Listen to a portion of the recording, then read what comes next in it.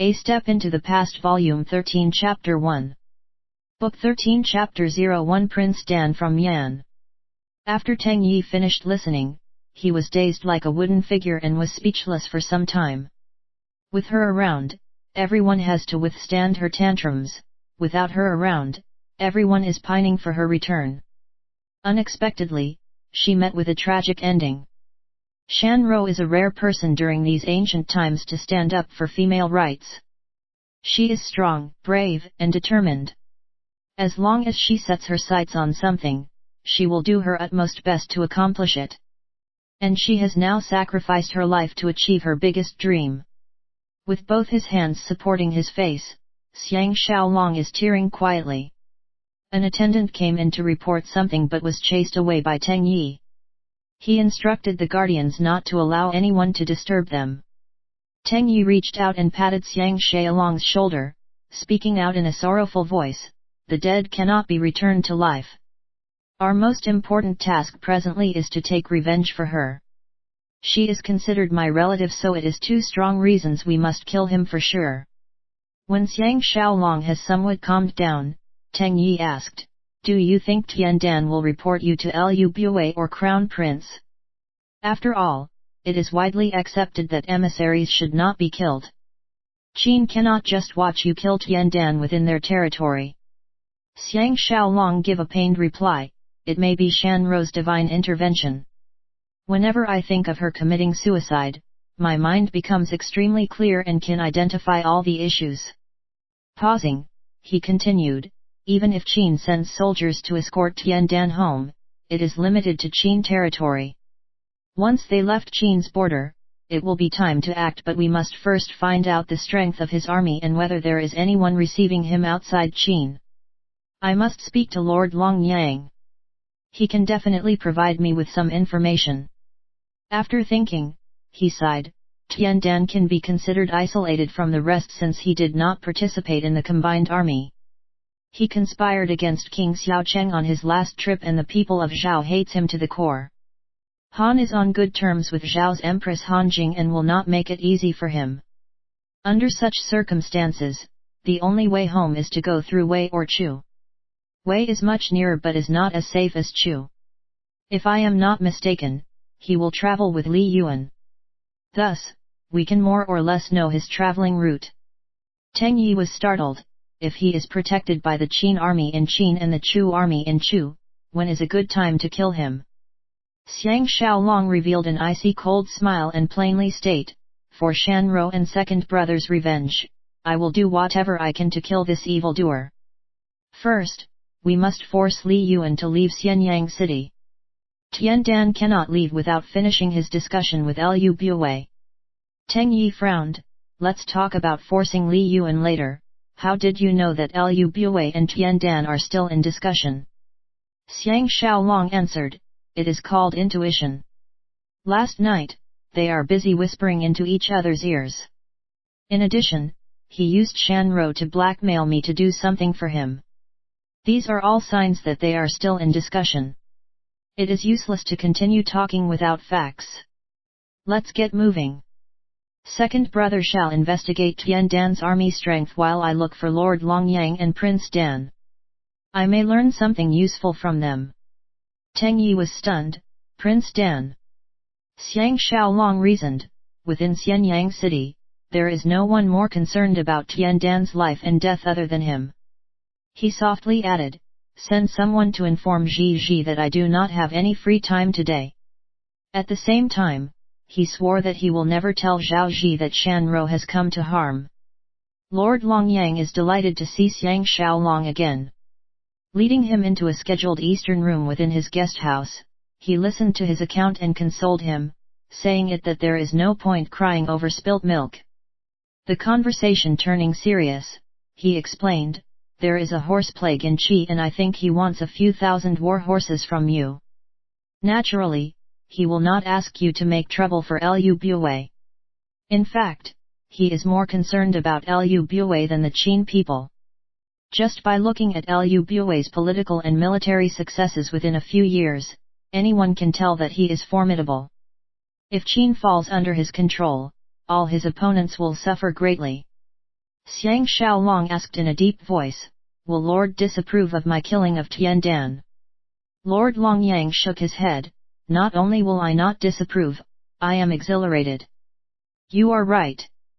Tiandan will return to Qi Viachu and he has an army of 10,000 soldiers, led by his trusted General Tianrong, waiting there for him.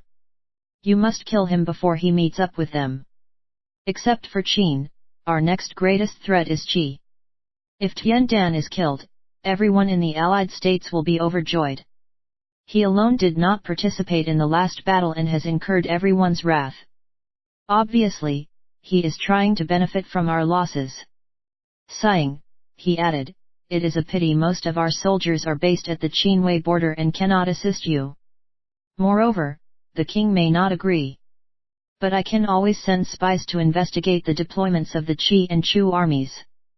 Their reports are guaranteed to be accurate." Xiang Xiaolong is grateful, "That will help a lot. I am sure that with my present forces, I can make him die a terrible death." "How many men did Tiandan bring on this trip?"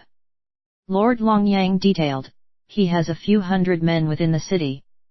Outside the city is another elite army of 1,000 Qi cavalry. With Li Yuan's forces, their army strength will exceed 3,000. Xiaolong must not underestimate them, especially when you are attacking them outside of Qin. If you make a serious mistake, you may be killed by him instead." Xiang Xiaolong replied, "Of course I know that he is a powerful foe, but I have some tricks that are beyond his imagination." Lord Longyang can never guess that he is referring to his 21st century warfare and strategies.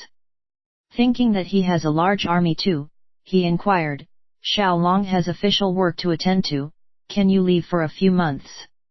It is hard to explain the special relationship between Crown Prince and himself. Xiang Xiaolong simply sighed, "I have my methods." After deciding on future communication methods, Xiang Xiaolong bade his farewell and left Jiafeng and the guardians at Lord Longyang's courtyard, walking over to Prince Dan's guesthouse next door. After he reported his name, Prince Dan came out personally to receive him with a few escorts. Temporarily putting aside his hatred regarding Su Yiluan's double ambush, he greeted, "How are you doing, Prince Dan? Please forgive me for taking such a long time before paying my respects to you." Staring at him, he was reminded about Jing Ke. Without Jing Ke, he would never know of this man called Prince Dan. The vibrant-looking Prince Dan happily greeted, "General Xiang is an important military figure. I had wanted to visit you but am afraid that General is busy with his new duties and dare not interrupt. I plan to visit you after the hunting fair, but since General is here, I welcome you with open arms." Moving forward, he grabbed his hand and whispered, "Honestly, I am so jealous that the stunningly attractive talented Lady Ji is your wife." Finishing, they broke out in laughter. In the midst of his laughter, Xiang Xiaolong could start to understand why Jing Ke is willing to assassinate Qin Shi Huang for him. These legendary men all possess extraordinary abilities. Prince Dan began introducing his men to Xiang Xiaolong. There are 3 men who left an impression on him. First, it is physician Lang Ting. This man is around 40 years old with delicate features and eyes that shine with wisdom. He is rather tall, just 2 inches shorter than Xiang Xiaolong, and has long and agile limbs. He is a man of few words, but Xiang Xiaolong is sure that this man has both brains and bronze. Next is General Su Yizi. From his name, he must be Su Yiluan's brother. Around 30 years old, he is short and stout with a giant head. He has a figure that resembles a wrestler in unarmed combat. He has a serious look on his face that makes it hard for people to confide in him. The last gentleman named Yu Ji is a handsome man who is a few years older than Prince Dan. He carries an intimate smile on his face and leaves a good impression on everyone he meets. The moment Xiang Xiaolong saw him, he is certain that this man is Prince Dan's chief strategist. After the usual pleasantries, Prince Dan led him into the main hall. After everyone got seated, 2 ladies even prettier than Liu Bui's courtesans came forward and served tea. Accompanying them are the 3 men as well as 2 generals Yan Chuang and Yan Jun who are related to the royal family. The remainder of the guards remained in the outer hall. Xiang Xiaolong took a sip from his teacup and went straight to the point. I wish to speak to Prince in secret. Prince Dan is slightly startled and dismissed the two ladies. He sincerely assured, these men are my most trusted subordinates. Regardless of what General Xiang wishes to say, you may say it in front of these men. Xiang Xiaolong secretly praised Prince Dan for his strong trust in his men. Under the scrutiny of the 6 pairs of eyes, he casually stated, I want to kill Tian Dan. Everyone including Prince Dan is stunned. Only Yu Ji remains calm and aloof. Xiang Xiaolong stared at Prince Dan, examining his reaction. Prince Dan's eyes shone sharply and exchanged a glance with him. Recovering from his shock, he asked, I am not surprised to know that General has such an intention, but why are you specially telling me about it? Xiang Xiaolong energetic eyes scanned everyone before him and slowly declare, before I explain, let me first bury the hatchet over Su Yiluan's double ambush. We shall work sincerely from today onwards and do not keep any secrets from each other. With these earth-shattering words, even the collected Yu Ji lost his composure. The others naturally reacted even stronger than before. Prince Dan will now know that Dong Kuang and Xiang Xiaolong are actually the same person. There is a strange feeling in the air. After a long while, Prince Dan let out a long sigh. Standing up, he bowed and apologized, Brother Xiang, please excuse me. To save my country, I have done many things against my conscience. Xiang Xiaolong hurriedly got up to return his courtesy, congratulating himself for choosing the right partner. If Prince Dan denied everything, he need not bother himself with this man anymore. Both men got seated and the atmosphere is much friendlier. Lang Ting's eyes shone with appreciation and nodded, I finally understood how General can triumph in Wei and Zhao, and even counter Liu Buwei in Qin. Yu Ji plainly state, does General Xiang know that killing Tian Dan is more difficult than ascending to heaven?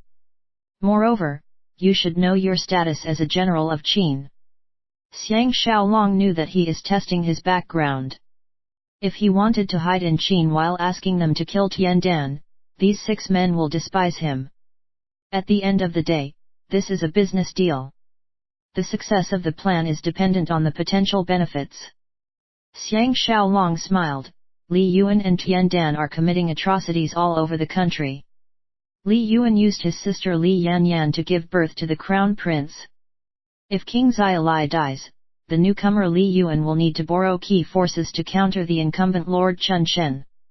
Tian Dan needs Li Yuan's assistance to attack the allied states and expand his territory. When fighting against Tian Dan, we must not neglect Li Yuan. Regarding the Qin military, I have my ways of dealing with them as long as it does not involve Liu Buwei. Everyone can rest easy. Prince Dan let out another long sigh, I finally tasted Brother Xiang's formidability. Since you are so knowledgeable about every state, I will not waste any more words. May I ask how Brother Xiang plans to solve the problem regarding Chu? If Tian Dan and Li Yuan travel together, their strength would increase drastically. When they are nearing Chu, they will be received by both their armies. There is no way we can intercept them. We have such an intention as well, but it is an impossible task. Xiang Xiaolong smiled mysteriously in official state, leave Li Yuan to me. I will make him leave Qin before the hunting fair, disrupting their travel plans. Li Yuan has always been a selfish man. If he is in deep trouble himself, he will not be bothered about Tian Dan. Everyone was confused. Su Yizi could not help but asked, what clever scheme does General Xiang has? Xiang Xiaolong spontaneously replied, please let me keep this little secret to myself. You will see results within these 2 days. If I cannot even accomplish such a small matter, I will be too ashamed to face everyone again. Prince Dan concluded, great. Xiang Xiaolong is worthy of his reputation. If Li Yuan leave Qin before the hunting fair, I will do my best and cooperate with you. Tian Dan, that traitor, will not return to Qi alive. Xiang Xiaolong had expected this agreement. Qi and Yan are neighbors and have always been irreconcilable like water and fire, eyeing each other's territory. Yan had invaded Qi but was repelled by Tiandan, causing heavy losses to Yan. Everyone in Yan hated Tiandan to the core and would not hesitate for an opportunity to kill him. To them, Li Yuan plays a crucial role. If Li Yuan is killed too, it is equivalent to offending two states that are stronger than Yan, and it is not something to laugh about. But if they can ignore Chu's issue and even push the blame to Xiang Xiaolong, it will be even better. Xiang Xiaolong shook hands with Prince Dan to seal their agreement, and he left in search of Liu Gong, proceeding with the next step in his grand plan. Ever since the return from his last mission, this is the first time he is approaching a task with such enthusiasm. He finally knows how deeply he loves Shan Rou. The minute he sat down with Liu Gong in a private hall, Xiang Xiaolong began in a deep voice, "I want to kill Tiandan." Liu Gong was shocked and checked, "What did you say?" "Today, this is the 5th time he is saying he wants to kill Tiandan. First, he said it to Tiandan, followed by Teng Yi, Lord Longyang, Prince Dan, and finally to Liu Gong, the #1 head of the Qin military. To openly kill an earth-shaking figure like Tiandan is setting a new precedence in history." Full of confidence and persuasion, he explained, "This is the only way to prevent Liu Bui from dominating Qin politics." Liu Gong was puzzled, "What has this got to do with Tiandan?" Xiang Xiaolong simply state, "The eastern states have recently attacked us, but why is Qi not involved?" Liu Gong's expression became thoughtful and replied after a short while, "Is Xiaolong referring to Tiandan and Liu Bui's secret collaboration?" Xiang Xiaolong positively explained, "In the past, Liu Bui did not have any military accomplishments. Now, he has conquered the 3 eastern provinces and solidified his position.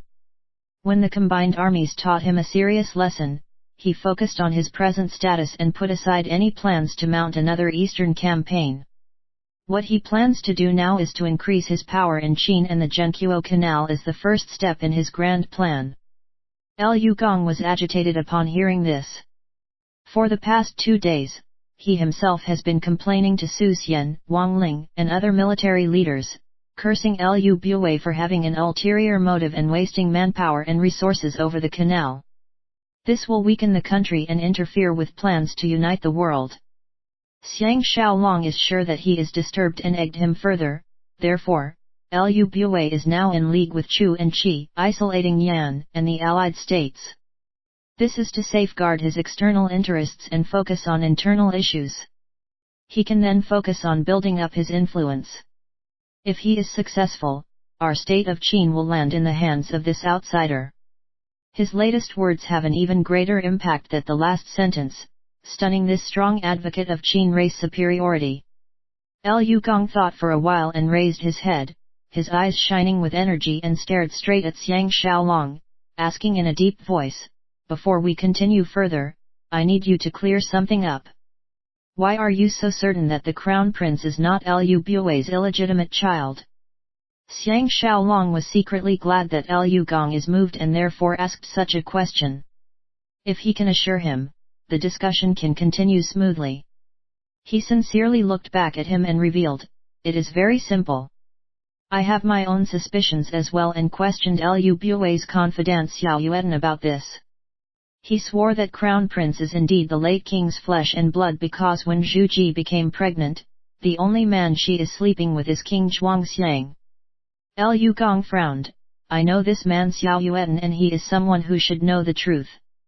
But since he is Liu Bui's trusted subordinate, he may continue to conceal this secret for Liu Bui despite his own death."